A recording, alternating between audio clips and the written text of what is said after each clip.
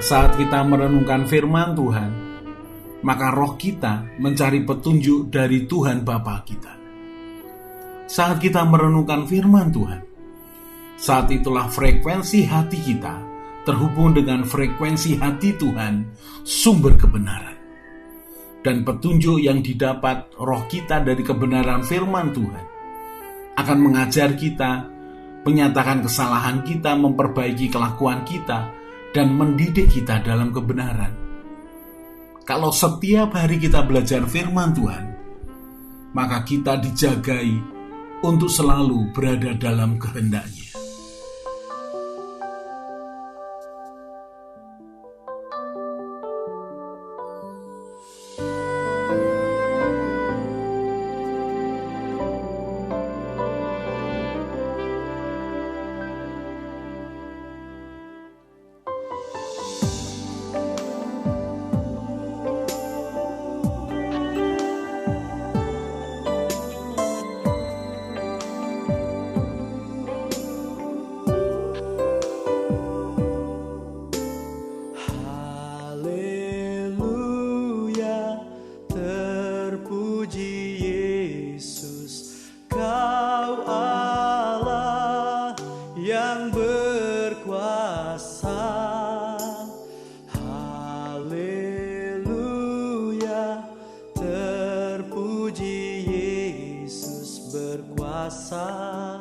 Selamanya.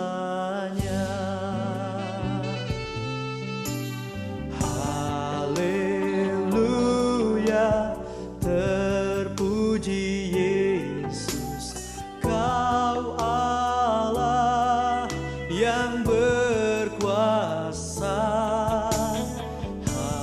Haleluya, terpuji Yesus berkuasa selamanya. Tuhan memberkatimu dan melindungimu. Tuhan menyinarimu dengan wajah-Nya, beri kasih karunia. Hadapkan wajah-Nya dan beri damai sejahtera. Tuhan memberkatimu dan melindungimu. Tuhan menyinarimu dengan wajah-Nya, beri kasih karunia. Hadapkan wajah-Nya dan beri damai sejahtera.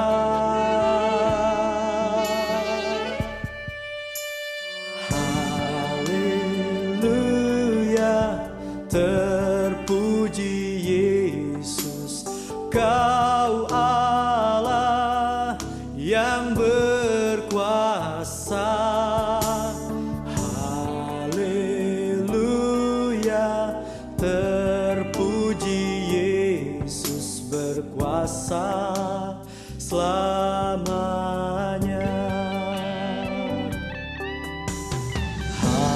Haleluya, terpuji Yesus, Kau Allah yang berkuasa. Haleluya, terpuji Yesus berkuasa selamanya.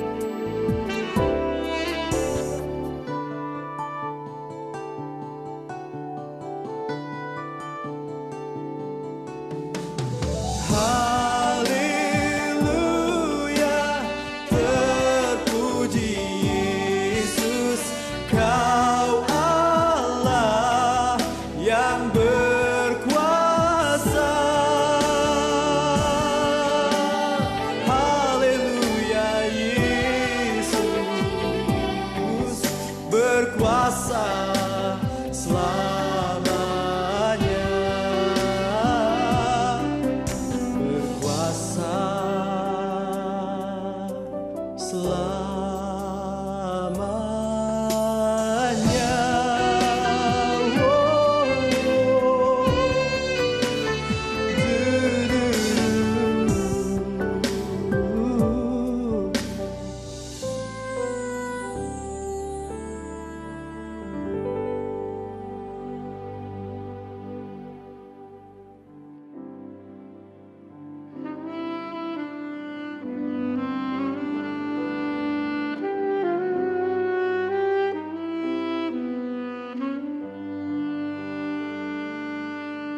Amsal 3 ayat 5 dan 6. Percayalah kepada Tuhan dengan segenap hatimu, dan janganlah bersandar kepada pengertianmu sendiri.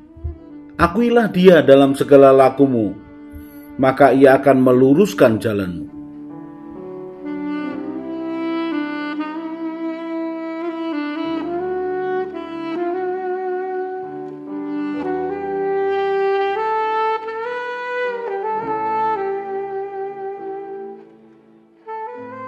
Semestinya seorang nabi, seorang utusan, seorang messenger, seseorang yang membawa pesan Tuhan, memiliki hubungan yang indah dengan Tuhan, memiliki hubungan yang kuat dengan Tuhan. Tidak semua orang yang memiliki hubungan yang baik dengan Tuhan memiliki kepatuhan, memiliki ketaatan untuk melakukan apa yang diperintahkan. Sekali lagi saya katakan, tidak jaminan bahwa seseorang yang menjadi nabi, seseorang menjadi hamba Tuhan yang memiliki hubungan yang baik, yang memiliki hubungan yang dekat, pasti dia akan melakukan kehendak Tuhan. Karena bagaimanapun manusia memiliki pertimbangan, memiliki akan olahan hati, memiliki akan pikiran untuk melakukan kehendak Tuhan atau tidak melakukan kehendak Tuhan. Saya bersyukur Tuhan tetap memberikan pilihan kepada hamba-hambanya untuk melakukannya atau tidak melakukannya. Tetapi Tuhanlah yang memegang kendali atas segala sesuatu.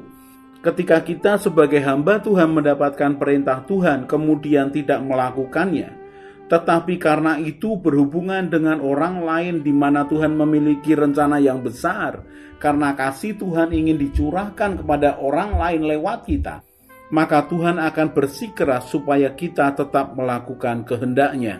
Karena kasih-Nya yang besar kepada kita, hamba-hambanya, dan kepada orang di mana pesan Tuhan itu harus disampaikan.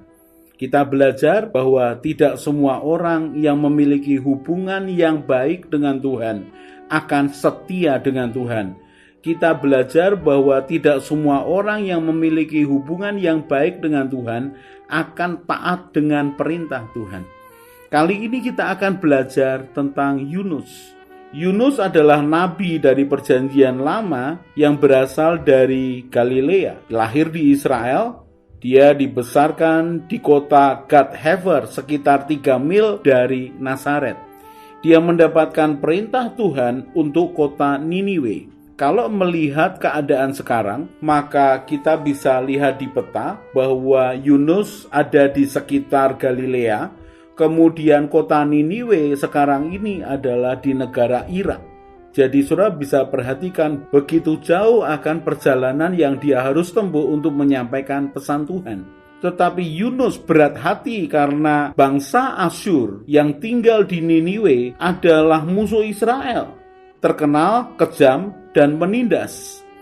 Yunus memiliki pertimbangan sendiri bahwa kasih Tuhan tidak perlu disampaikan kepada bangsa yang menindas orang Israel. Tetapi bukankah Tuhan memiliki pertimbangannya sendiri? Kita sebagai hamba-hambanya hanya melakukan. Karena seringkali kita tidak bisa melihat akan rencana Tuhan yang utuh dari awal sampai akhir. Biarlah kita sebagai hamba-hamba Tuhan, orang yang mengaku memiliki hubungan yang baik dengan Tuhan, melakukan kehendak Tuhan dengan tetap percaya bahwa Tuhanlah yang pegang kendali. Yunus pasal yang pertama, ayat yang pertama. Datanglah firman Tuhan kepada Yunus bin Amitai demikian. Bangunlah, pergilah ke Niniwe, kota yang besar itu, berserulah terhadap mereka, karena kejahatannya telah sampai kepadaku. Ayat yang ketiga, tetapi Yunus bersiap untuk melarikan diri ke Tarsis, jauh dari hadapan Tuhan. Ia pergi ke Yafo dan mendapat di sana sebuah kapal yang akan membawa ke Tarsis. Ia membayar biaya perjalanannya, lalu naik ke kapal itu untuk berlayar bersama-sama dengan mereka ke Tarsis, jauh dari hadapan Tuhan. Ayat yang ketiga, 2 kali kalimat yang sama disebut, jauh dari hadapan Tuhan. Kita tahu bagaimana Yunus menolak perintah Tuhan. Dan kisahnya sangat unik, karena ketika dia naik kapal lalu atas penentuan Tuhan menurunkan angin ribut ke laut sehingga terjadi badai besar. Kapal itu terombang-ambing, hampir terpukul hancur. Kemudian segala sesuatu dilakukan supaya kapal tidak karam. Barang-barang dibuang, barang-barang muatan kapal dibuang. Kemudian mereka membuang undi. Siapa kira-kira penyebab mengapa kapal itu mengalami badai yang sedemikian, yang membuat mereka hampir mati? Singkat cerita, dibuang undi, lalu ketahuan bahwa Yunuslah yang kena undi. Dan Yunus mengaku kepada mereka. Ayat yang ke-9 dikatakan, sahutnya kepada mereka, aku seorang Ibrani, aku takut akan Tuhan Allah yang empunya langit, yang telah menjadikan lautan dan daratan. Orang-orang itu menjadi sangat takut lalu berkata kepadanya, apa yang telah kau perbuat? Sebab orang-orang itu mengetahui bahwa ia melarikan diri jauh dari hadapan Tuhan. Hal itu telah diberitahukannya kepada mereka. Bertanyalah mereka, akan kami apakan engkau supaya laut menjadi reda dan tidak menyerang kami? Sebab laut semakin bergelora. Sahutnya kepada mereka, angkatlah aku, campakkanlah aku ke dalam laut, maka laut akan segera reda dan tidak menyerang kamu lagi. Sebab aku tahu bahwa karena akulah badai besar ini menyerang kamu. Tetapi orang-orang itu tidak kemudian segera mentaati akan usulan Yunus. Mereka berusaha mendayung dengan sekuat tenaga. Mereka tidak mau membunuh Yunus. Orang-orang itu tetap berusaha bagaimana tidak membuang Yunus ke laut. Tetapi laut semakin bergelora menyerang mereka. Kemudian akhirnya mereka mengangkat Yunus lalu mencampakkannya ke laut. Ayat yang ke-17, maka atas penentuan Tuhan datanglah seekor ikan besar yang menelan Yunus, dan Yunus tinggal di dalam perut ikan itu selama 3 hari 3 malam lamanya.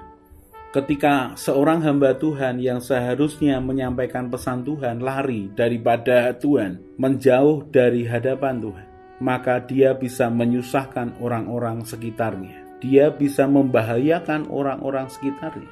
Dan bersyukur Yunus tahu bahwa dialah penyebab akan badai besar itu, sehingga dia rela untuk dibuang ke laut. Ketika Yunus dibuang ke laut, maka badai itu reda. Dan yang menarik adalah orang-orang itu menjadi takut akan Tuhan. Sekali lagi saya katakan, seorang nabi mestinya mendengarkan suara Tuhan. Tetapi ternyata seorang nabi belum tentu melakukan kehendak Tuhan. Yunus pasal yang ketiga dikatakan, datanglah firman Tuhan kepada Yunus untuk kedua kalinya. Bangunlah, pergilah ke Niniwe, kota yang besar itu, dan sampaikanlah kepadanya seruan yang kufirmankan kepadamu.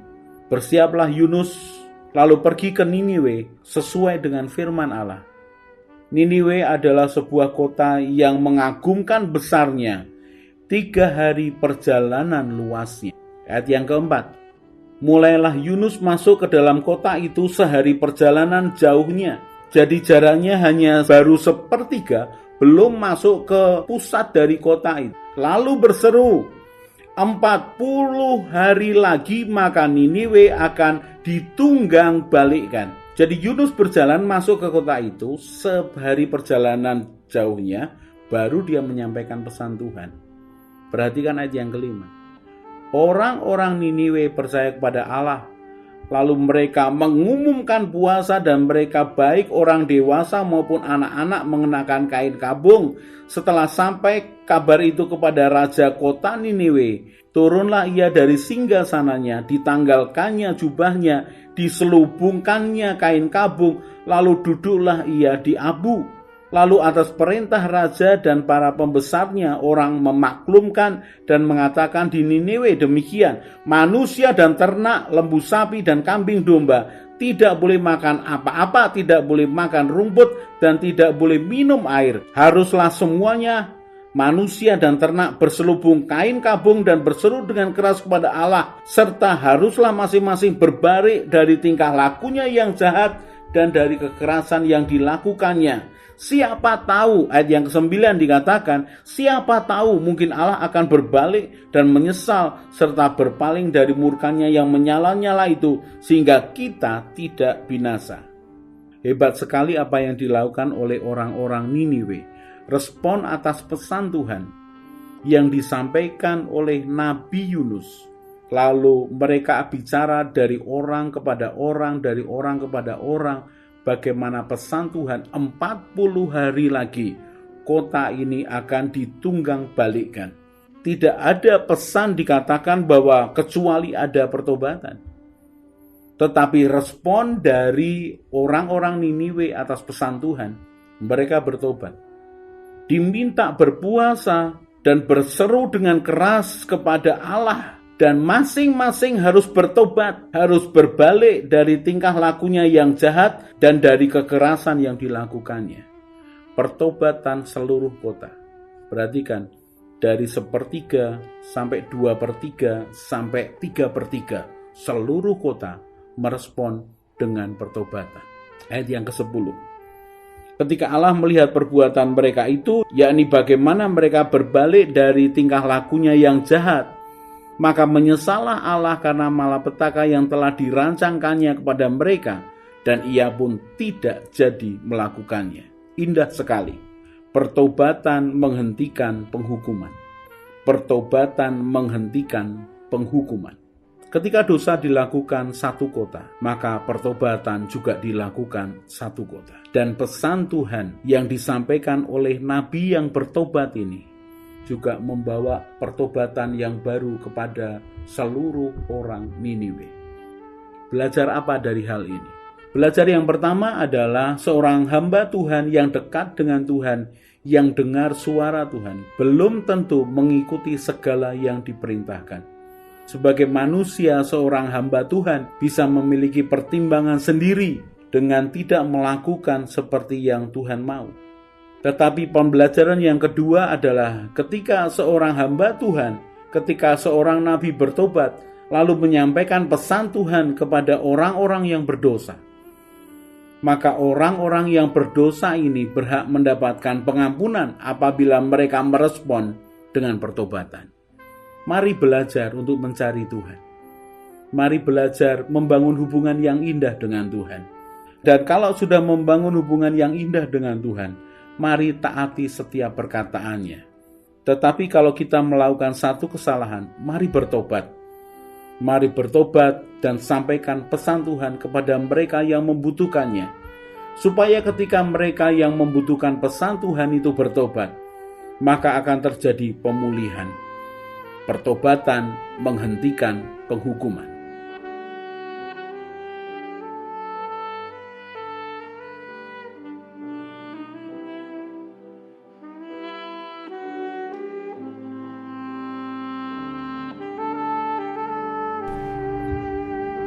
Orang yang mencari Tuhan dengan segenap hati akan ketemu Tuhan.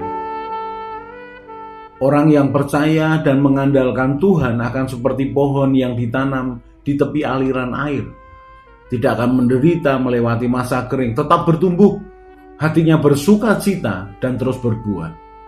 Karena harapannya kepada Tuhan Yesus yang menyelamatkannya, dan dia akan tertawa tentang masa depan. Ia akan terus berjalan bersama Tuhan, semakin kuat, semakin semangat. Mari kita berdoa. Tuhan Yesus, berikan kerelaan dan kesetiaan yang sama ketika Engkau melaksanakan tugasmu di dunia. Tuhan Roh Kudus penolongku, ajari aku semakin mengenal Tuhan Yesus dan Bapa surgawiku, bahwa aku berjalan mengikuti jejak-Mu, Gembalaku yang baik, berjalan bersama Tuhan senantiasa. Amin.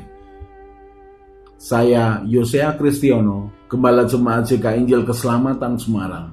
Tetap percaya, tetap semangat. God bless.